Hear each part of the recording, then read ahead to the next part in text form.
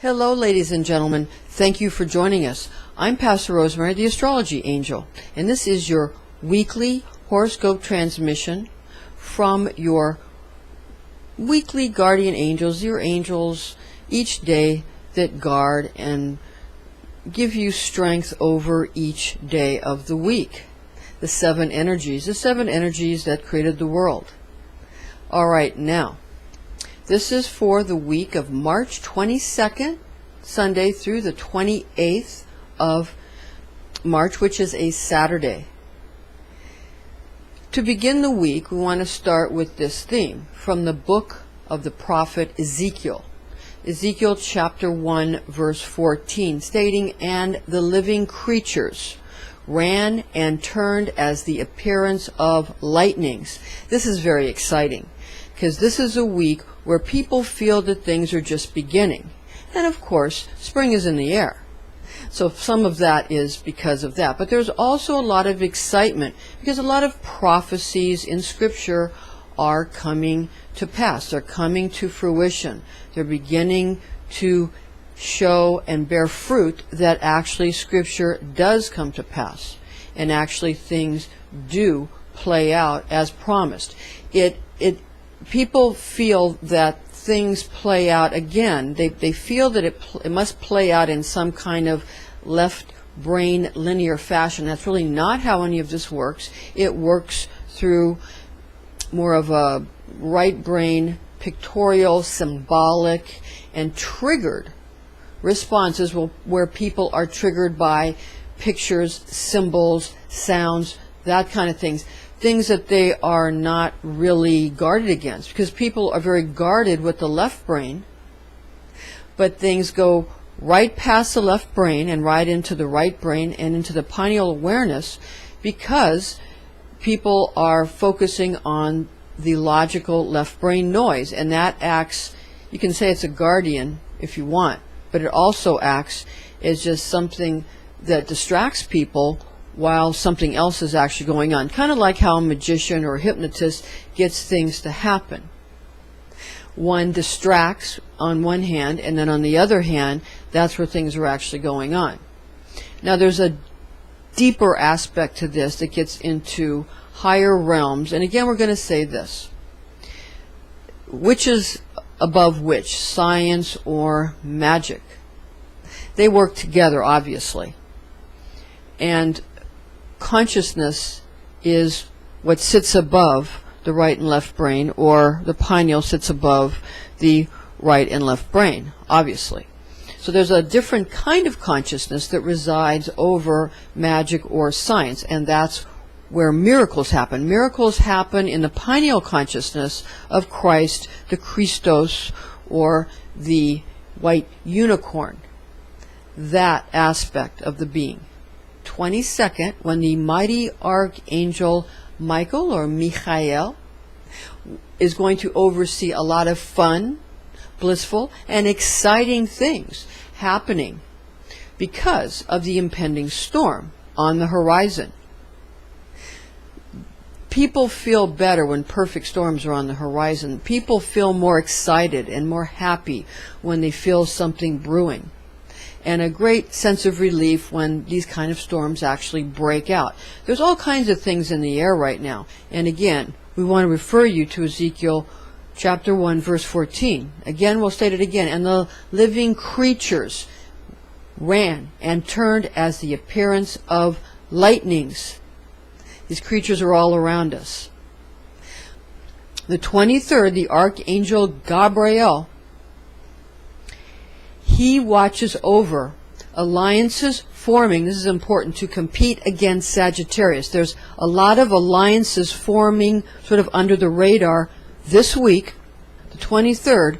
These alliances form under the watchful eye of the mighty Archangel Gabriel, and they form to compete, friendly competition, with Sagittarians. So understand that. They're not trying to hurt Sagittarius, they're trying to compete in some manner, and they're forming alliances again under the radar. The 24th, the Archangel Raphael, that's the divine physician, or the angel that oversees healing. is going to oversee laws that are beginning to form. Very stern laws are beginning to form due to people's perceptions that there are overly friendly gestures being made.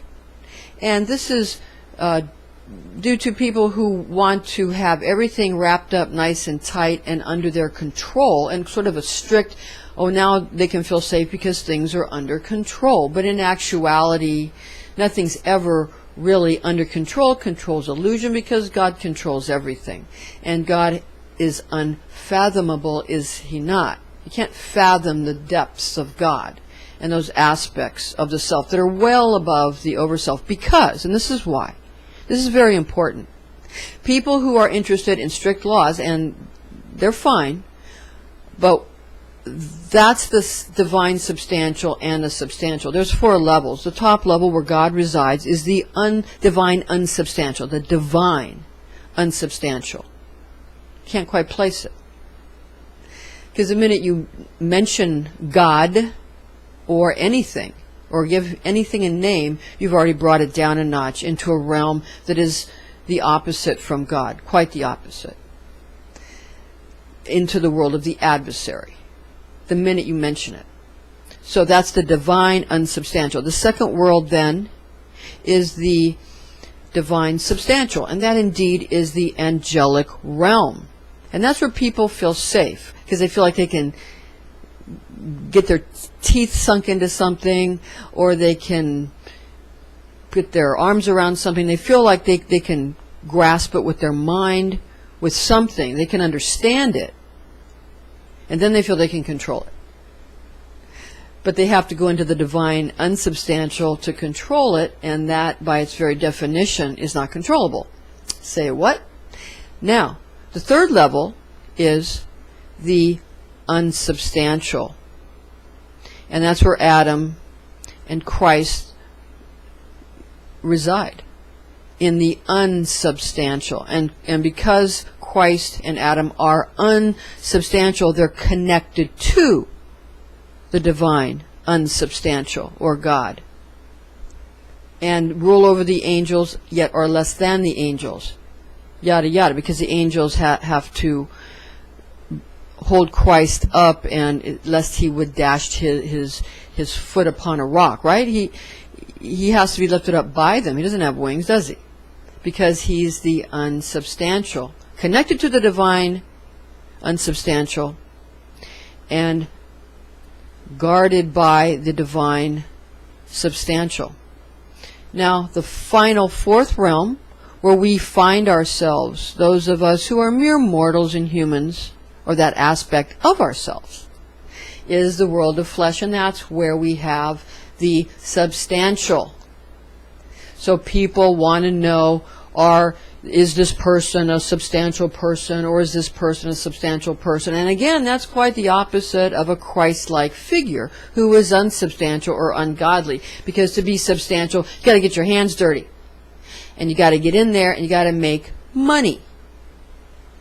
So you understand how this works, where the substantial are connected to the divine substantial, and the substantial are connected to the angelic realm, and the unsubstantial are connected to the God realm of the divine unsubstantial.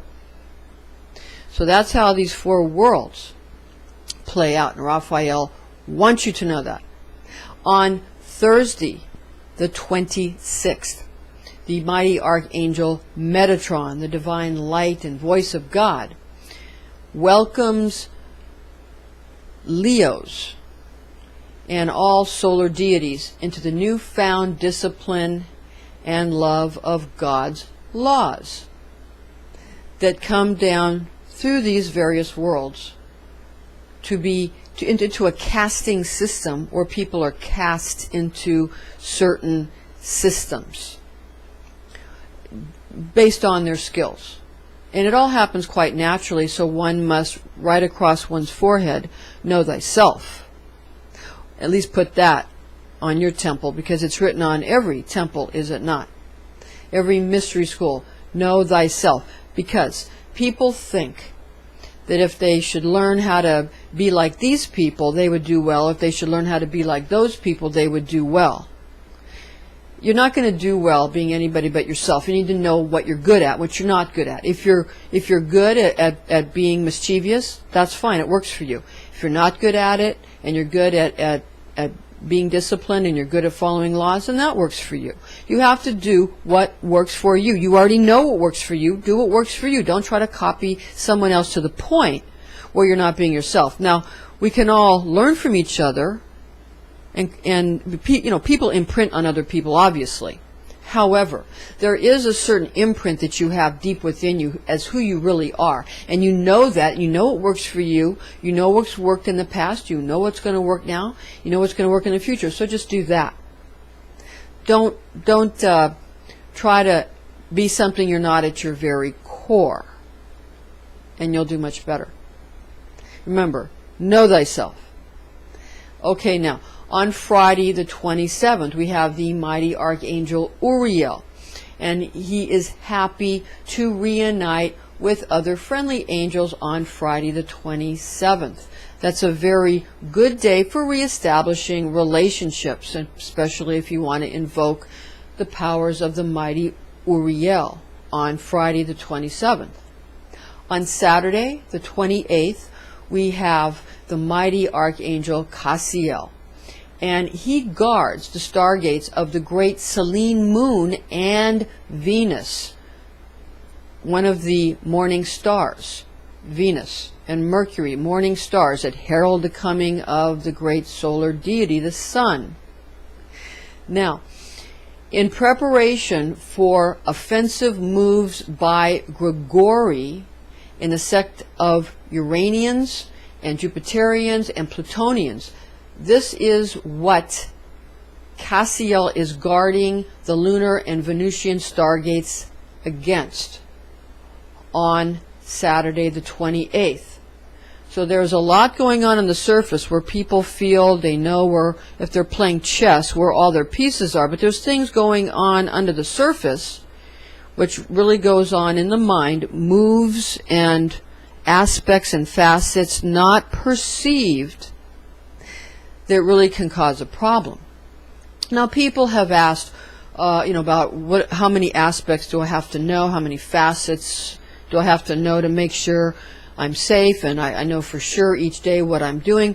Really, you just need to go with what your instincts tell you, because there's always another facet. There's always something more precise. There's always something that goes into the negative aspect of mathematics. There's always something that's limitless. So you cannot do it in that manner. You have to fashion it in such a manner. We give you the main aspects and we highlight. Now, we don't put every single lunar aspect in our weeklies or our monthlies for that matter, not every single one, because the inconstant moon was once sort of defamed by one of our favorite adepts in a Rosicrucian school that I was in many moons ago when I was but a neophyte. He was an adept, and he told me when he does a reading, he simply tosses the reading when he gets the moon card, because the moon card means that you cannot trust that reading. That stuck in my mind, and it's kind of like when the judge says, "Oh, just disregard what that attorney said. Just disregard that. The jury's instructed to disregard that." Well, of course they're not going to disregard it. They're going to remember it. It's going to make it more substantial in their mind, is it not? When they were told to disregard it, they go, well, that must be important. I wonder, they're going to think about it and wonder, well, why are they telling me to disregard it? It must be important. I wonder if this and I wonder if that, causing a doubt which makes them ruminate on it. So you understand, it causes doubt against the moon. It causes a doubt to go against the moon, which causes a doubt against the divine feminine, of course. Now, it stuck in my mind. However, this is the same adept that in cahoots with some other adepts also created some wonderful magical formulas, Rosicrucian magical formulas, where they inserted, it was for cleansing the house of cockroaches, and they inserted Bethor instead of Phileg, so it would invoke cockroaches rather than banish cockroaches. So people play pranks. You need to understand. Everybody plays pranks. And even people in high places play pranks because they can. And you better bet that on April Fools, they're going to play pranks on you. So what you need to do is have a sense of humor and understand that you control nothing. You must know yourself and let the day shape you, because the Hebrew letters shape you every day. And let the day shape you. And what you do is you just do your best to, how do you know the mind of God? The unfathomable mind of God? Figure out, how does it help you? How does it make things ultimately better? And you'll get to know the mind of God, which you are part of. Because all of our various bodies come down through these systems. So try to identify with all of your bodies, the physical one plus the more subtle ones, even the godly bodies, even the crown chakra, which cracks and lets the light shine in. Now, to go over some of these highlighted aspects that we feel are good to pay attention to this week, and we've highlighted for you here on the 22nd. Again, they're in the description box. On the 22nd, Mercury, sextile, Pluto. They said they might change the location of the description box. They told us not to point to it anymore. So, okay. 24th, Venus, sextile, Neptune. On the 25th, the Sun, trine Saturn. On the 26th, the Moon, square Mercury. On the 27th, the Moon is trine Neptune. And on the 28th, Venus is square Jupiter. Ladies and gentlemen, we have placed in the description box a nice story format for you to go over each day with each guardian and the angels that play a role in each day and how they face off in a friendly or an opposing manner against each other or a competitive manner. And we've placed each day your guardian angel in the description box and some of the highlights. We've made it a nice little format for you. So please look in the description box. All right. Thank you for joining us, ladies and gentlemen. I'm Pastor Rosemary, the Astrology Angel, and join us again next week.